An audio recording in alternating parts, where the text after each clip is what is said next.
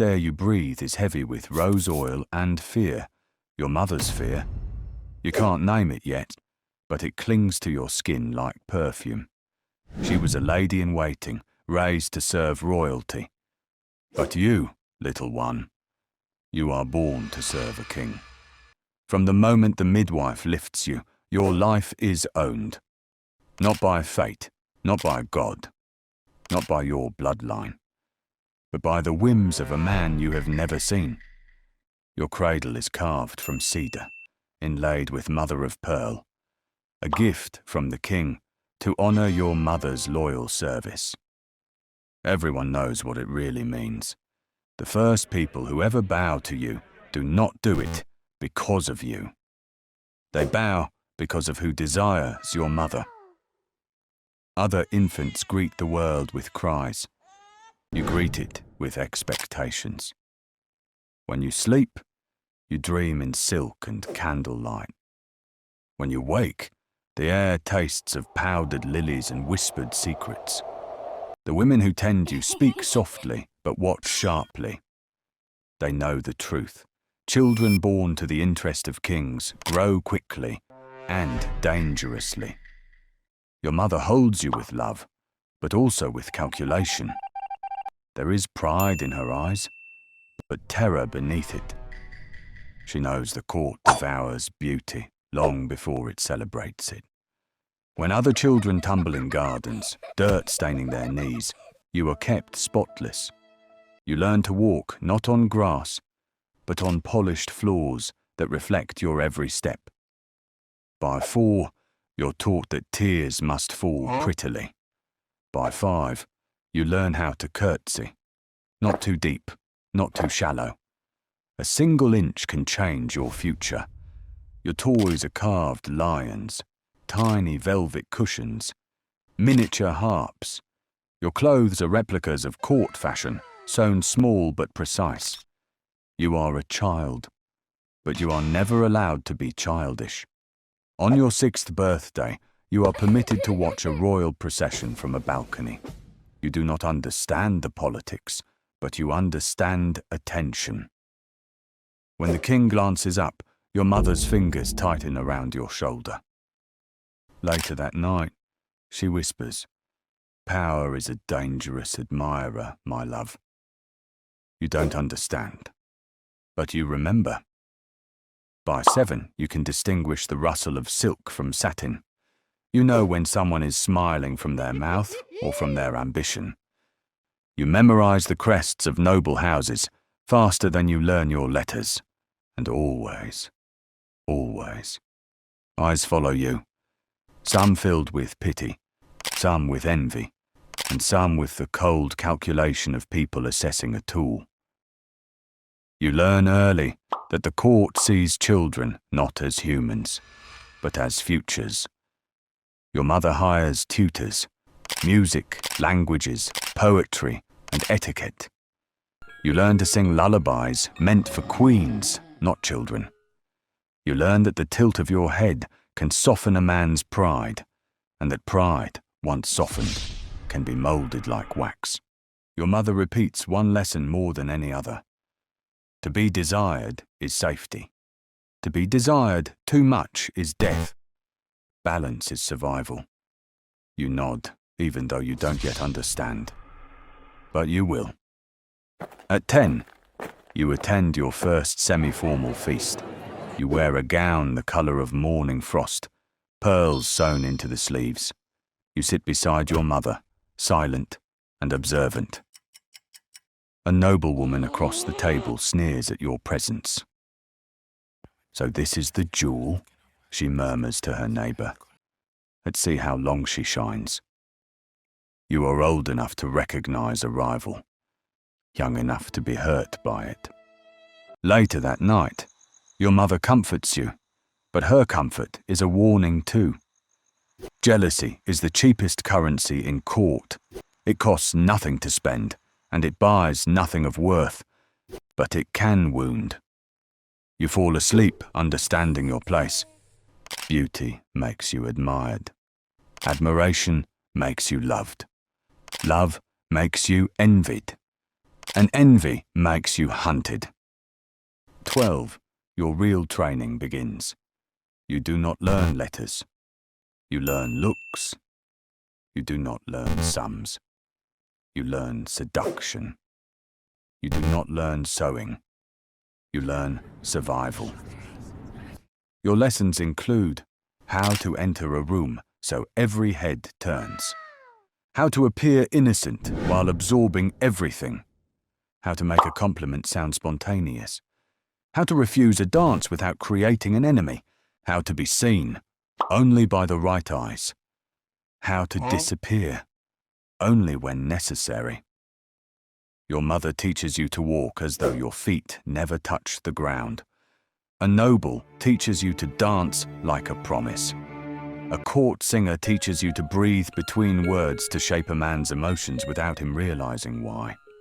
At 13, you already controlled the attention of boys twice your age, not because you try, but because you've been crafted to. This is when the older women begin to fear you. You see it in their eyes, jealousy sharpened by dread.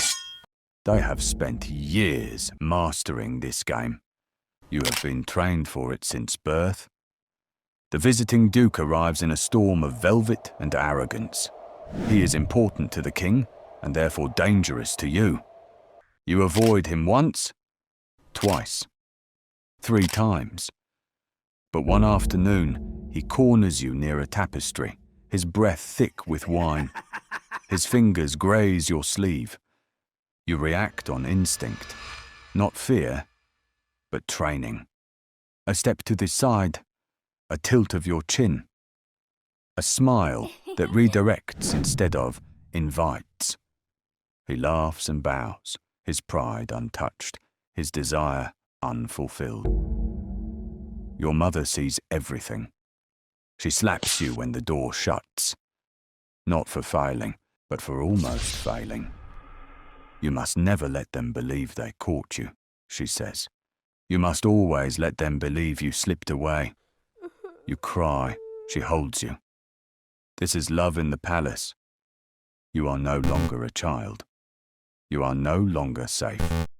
The mask glitters with jewels, masks laughter and lies. You wear a gown the colour of midnight water and a mask trimmed with silver. The king arrives in a plume of gold and authority.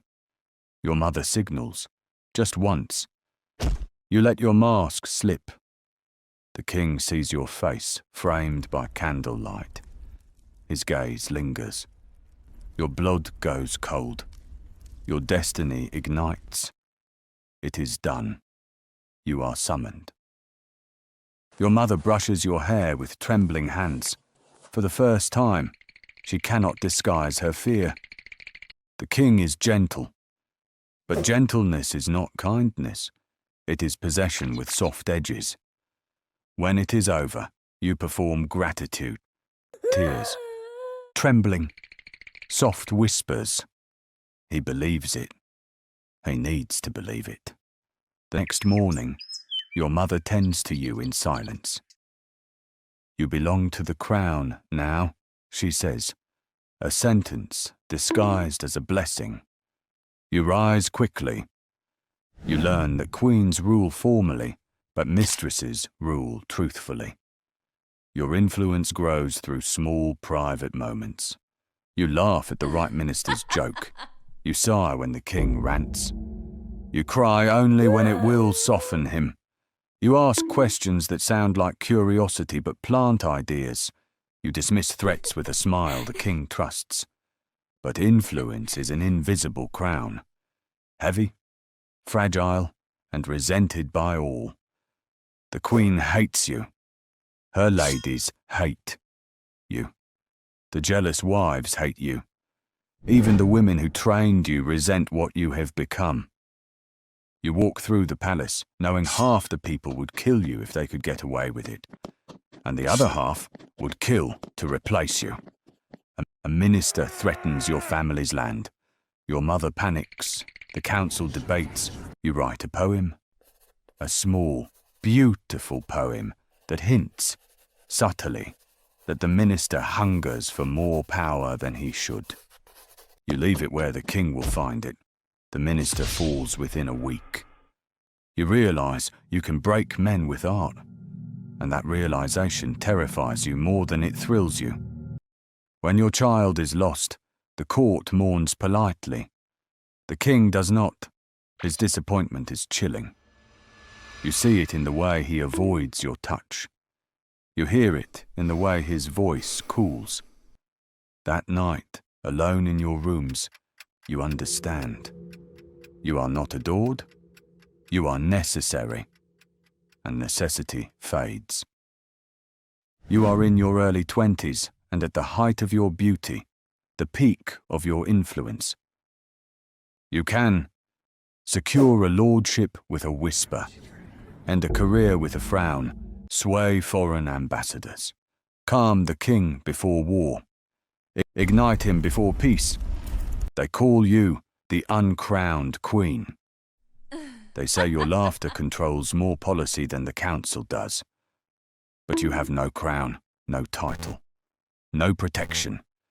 You are an empire built on a man's attention. And attention is the most fragile foundation in the world. They come one by one. Girls of 14, 15, 16, fresh-faced, trembling, beautiful. You recognize the glances. You recognize the grooming. You recognize the fear. You try to be kind. You offer soft advice. You even shield some of them from rumors. Your rivals mocked you when you were young. You don't want to become them. But kindness is a weakness, and weakness is fatal. One girl mistakes your mercy for softness. She tries to outshine you. You end her rise with a single conversation. It breaks something inside you. One morning, you look into the mirror and see the faintest line beside your mouth. One line becomes 3. 3 become a worry. A worry becomes fear.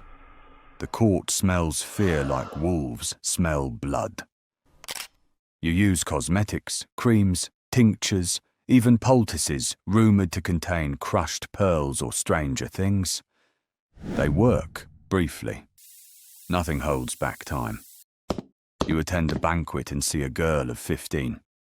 Flawless skin, new blush, perfect posture. And you see the king's gaze flicker. Just once.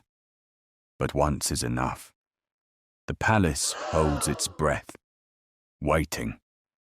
Your son is 8 when you try to secure a duchy for him. A title, a future, a safety you never had. You speak too boldly. You reveal too much ambition. The king's eyes harden, not with anger, but with boredom.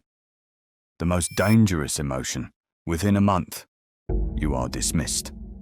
Not with cruelty, but with indifference. Indifference hurts the most.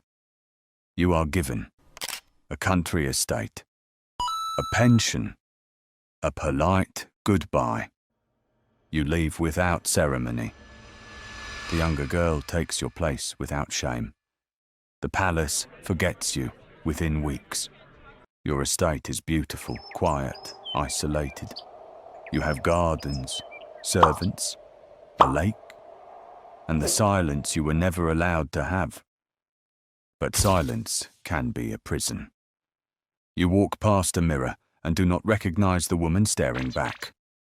You spend hours reading letters never sent. Your mother dies. Your son grows tall. You grow small. The world moves on without you.